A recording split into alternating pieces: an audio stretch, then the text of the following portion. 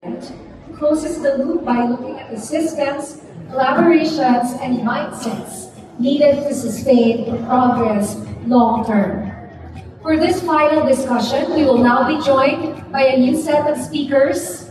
Our moderator for panel 3 is none other than Dr. Maricar Sabiniano. Dr. Maricar Sabiniano serves as the Oncology Manager for Navigation and Cancer Registry at the Philippine Cancer Society, where she is a member of the Executive Action Team.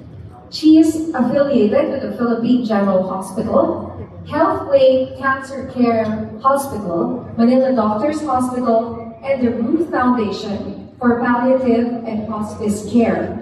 Her work centers on strengthening patient navigation services, advancing cancer data registries, and promoting comprehensive patient support across all oncology, palliative care, and hospice care advocacy. And joining her on the panel are Dr. Gia Ladrera. She's an adult pulmonologist and a medical oncologist at the Lung Center of the Philippines. We also have Dr. Michael Agustin. He's the director of GRMC, or Guam Lung and Infectious Disease, is it Medical Center? No? Yes, Medical City. And director of the Healthway Non-Nodule Clinic, Philippines. With that, let's begin our final panel, Partnerships and Sustainable Investments. Thank you very much, Ms. Pina. Good afternoon, everyone. How's your lasagna? Sarap, right? So we're on to our third panel, and of course, Doc King and Doc Mike are here with us. We're going to talk about partnerships and sustainable investments. Doc King and Doc Mike.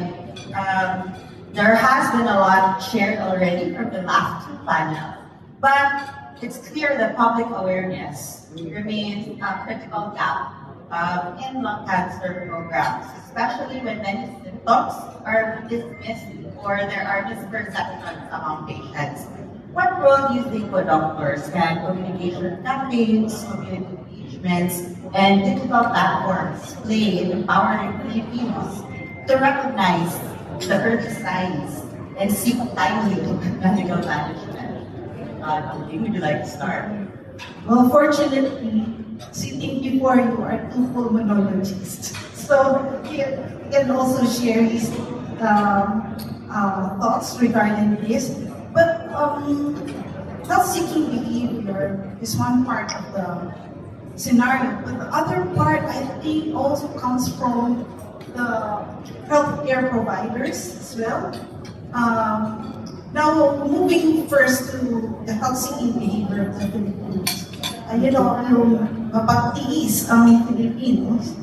And in a study, it found out that the only thing that would make this person go to and seek out a consultation will be hemolysis. This is the only thing that they feared, and it's the only symptom that will make them seek a doctor first thing in the morning. Not a 2 months cough, not shortness of breath even, except when they're almost really dying. So one of the probably health-seeking campaign that we can probably tap into is social media.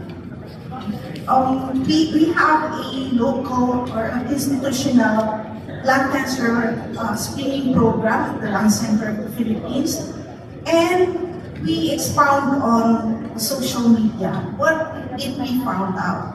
It was not TikTok, it was not Instagram that worked better, that increased awareness about lung cancer screening. It's more of Facebook. So, having observed this kind of behavior, now we're kind of reprogramming our approach in 2026. Now moving on, dropping Instagram and dropping TikTok and moving to Facebook, because it seems to be the one that works. So probably using Facebook to educate the layman or kababayan about signs and symptoms of lung cancer, maybe one that works. It's not the flyers, because with flyers, you need them to come to the area where you will give them. It's not probably the clinics, because you have just limited number of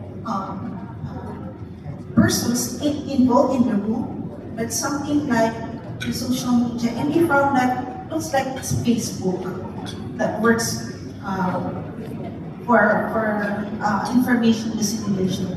So in 2026, we'll try to expound on Facebook, using Facebook, but trying on a different approach, because the approach we did in 2025 was just to show the current activities of lung cancer screening.